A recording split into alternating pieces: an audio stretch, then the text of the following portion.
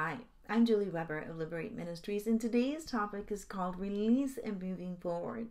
All information is quoted from my Lady Liberty workbook on pages 141 through 146. Well, let's start by taking a look at the meaning of the two key words in this week's lesson title. Release is to free from confinement, bondage, obligation, pain, etc. Let go, to release a prisoner, to release someone from a debt. Forward is moving on, advancing. Well, through God's grace, you have experienced a release from the things that you have faced while going through this course. The good news is that the release you receive is not meant for just a few moments, but for the rest of your life. It is critical now, as the course ends, to learn how to move forward in your healing so that it is reinforced and grows strong over the years to come. Well, principles to protect and strengthen your healing. We will cover 6 key principles to help you protect and strengthen the healing that you received. The principles are: number 1, continue on your healing journey. Number 2, overcome doubt. Number 3, don't go back. Number 4, keep moving. Number 5, celebrate recovery. And number 6, stay connected. Well, number 1, continue on your healing journey. Let's read Matthew 13, 3 through 9. And he spake many things unto them in parables, saying, Behold, a sower went forth to sow. And when he sowed, some seeds fell by the wayside, and the fowls came and devoured them up. Some fell upon stony places, where they had not much earth, and forthwith they sprung up, because they had no deepness of earth. And when the sun was up, they were scorched, and because they had no root, they withered away. And some fell among thorns, and the thorns sprung up and choked them out.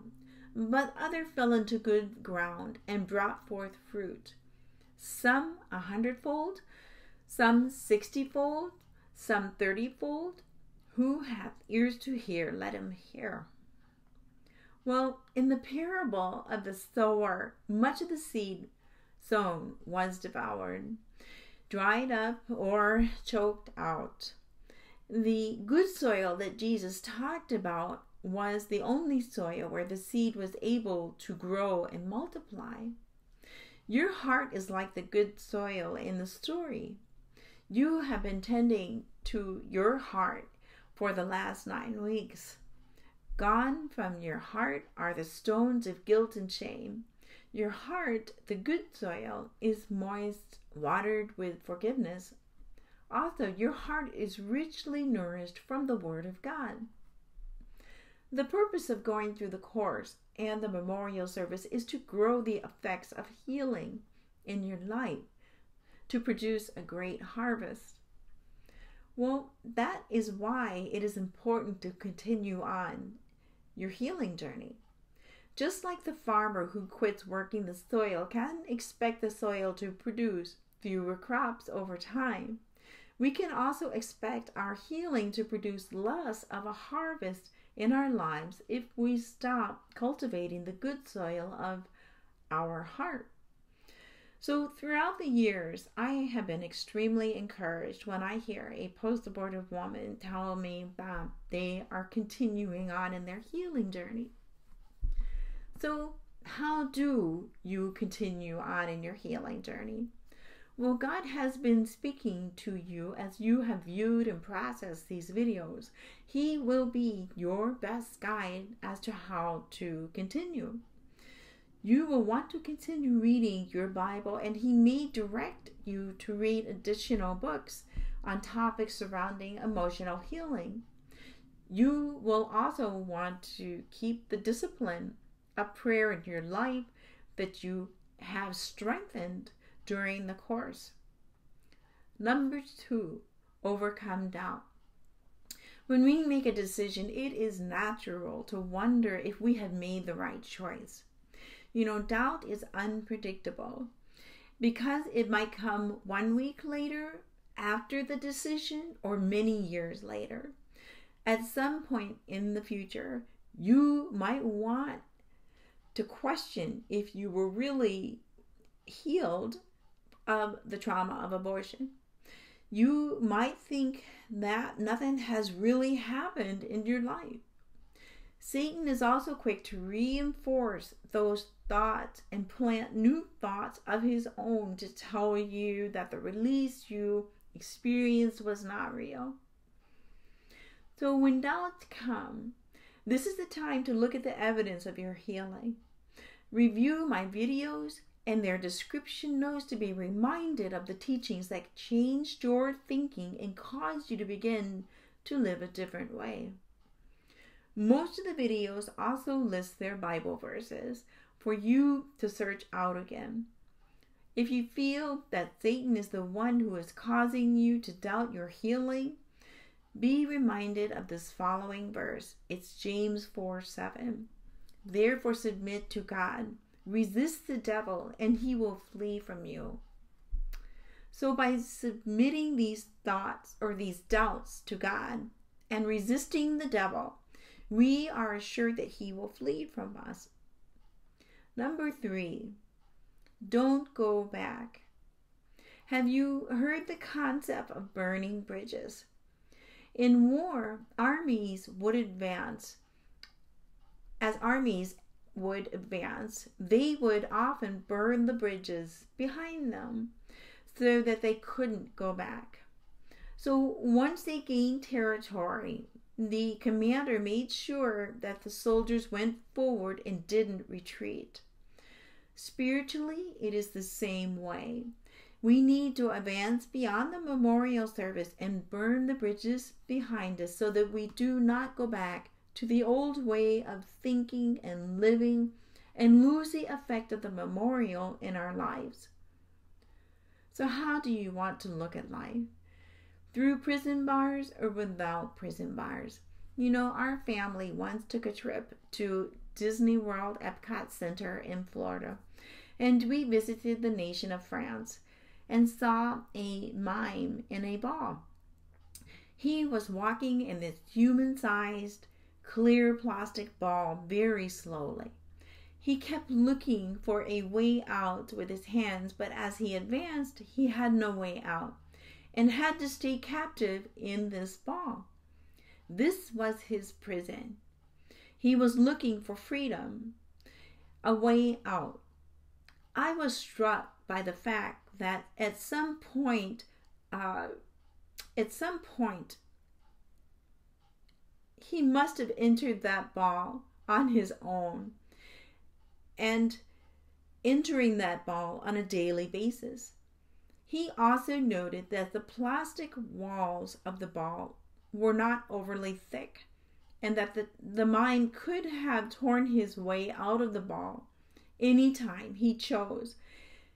The mime was in prison and he didn't have to be.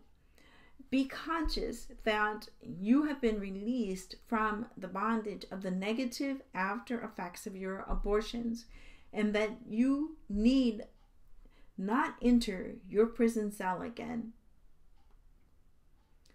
At the time of the memorial service, the spiritual work was done, but going forward, each person has to walk it out in their lives. The key to this principle is to leave the bridges burned behind you and never go back. Deuteronomy 12:32 tells us that whatever I command you, be watchful and do it. You shall not add to it or diminish it. Number 4, keep moving.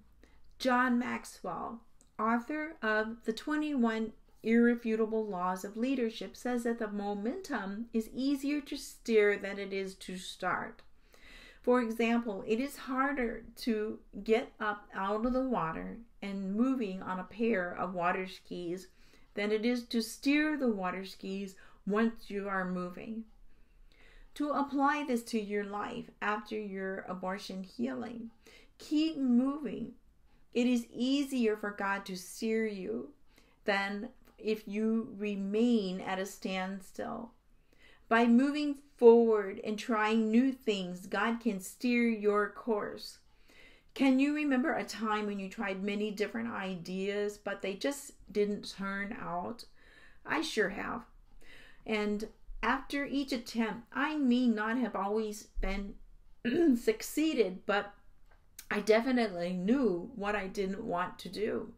So it is for you. The path that God leads you on may not be a straight line. Don't worry. Don't despair. So long as you don't stop. Have confidence that He is steering you. He will correct your course to make sure that you are headed forward correctly. Proverbs 3:5-6. Trust in the Lord with all thine heart, and lean not unto thine own understanding. In all thy ways acknowledge Him, and He will direct thy path. Telling others. So when I teach this class, I always get asked the question, when should I tell my kids? And when should I tell my family and friends? And the answer is, it depends. First, my advice for telling kids, they should be old enough to understand both what you are saying and also the context of what you are saying. My kids were in their young teens when they heard me reveal that I had had an abortion. And it doesn't do any good to share your story when they don't understand it. And how old should they be? You'll know in your heart. If you have doubts, wait a little longer. I do recommend that you tell them when they're old enough to understand, because I really believe that we have a responsibility to educate our children. I wouldn't want my children to make the same mistakes that I did. So it is better that they know. In the case of my children, it has made them wise and more aware of the dark side of abortion and its consequences. I have heard them speak to their friends about life, and by sharing my story with them, when this happens, it is exciting because I can see that they get it. And they don't want themselves or any of their friends to make a poor choice. You never know who the next generation's Jim Dobson will be, or other great pro-life leaders to fight for the unborn. It could be one of your children. A lot of the pro-life leaders today are getting older. So we need the next generation to rise up and continue the fight. Pray for the right timing that you should reveal it to them. Pray that God would prepare their hearts to receive the information that you need to share with them about your abortions. So when you decide to tell them, how do you tell them?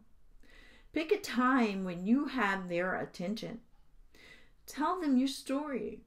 You may feel an immediate release right after, like a burden has been lifted, but keep in mind that they are receiving heavy, important information for the first time.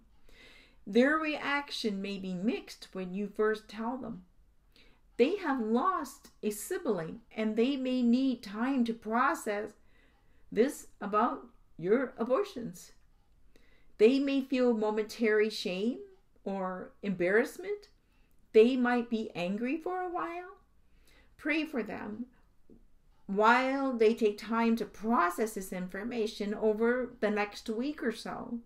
Make yourself available to answer any of their questions that they may have. Second, my advice for telling family and friends.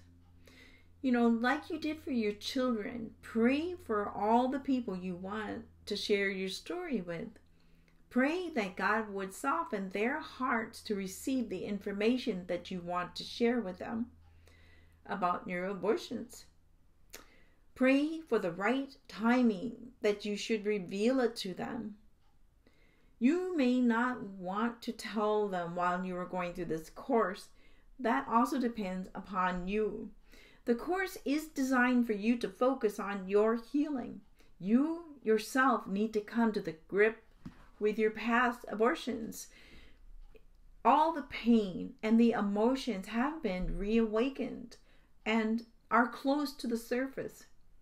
As a result, the situation may be too raw for you to effectively share your story with a lot of others. Maybe you will be ready towards the end of the class in a month from now or a couple of months. If your spouse is involved in some way and you are having a hard time with communication, then work on you first. Then after you get some healing in yourself, then I would encourage you both to go to the Liberate Ministries videos together, marriage videos together, to learn how to bring healing principles into your marriage relationship. Some women do share their stories with their children, family, and friends during this course. Pray for the right timing for you to tell the ones that you love about your abortion. You have come this far with the Lord, and He will continue to guide you through the next step when it is time. Lastly, you shouldn't feel that you need to tell everyone. I don't share my testimony with everyone I meet. I have learned to be sensitive to the leading of God as to when to share, and equally important, when to wait. The benefit of sharing your story is freedom. Relationships can grow to the next level when you don't have to be so careful to hide a poor choice in your past. Over time, your story can become less of a breaking news item and more of an accepted part of a normal conversation for those that you have shared your story with. That's freedom. Bonding is another benefit that can come from sharing your story with your children, other family members, and friends. Those I've confided in have heard me humbly share a painful part of my life with them.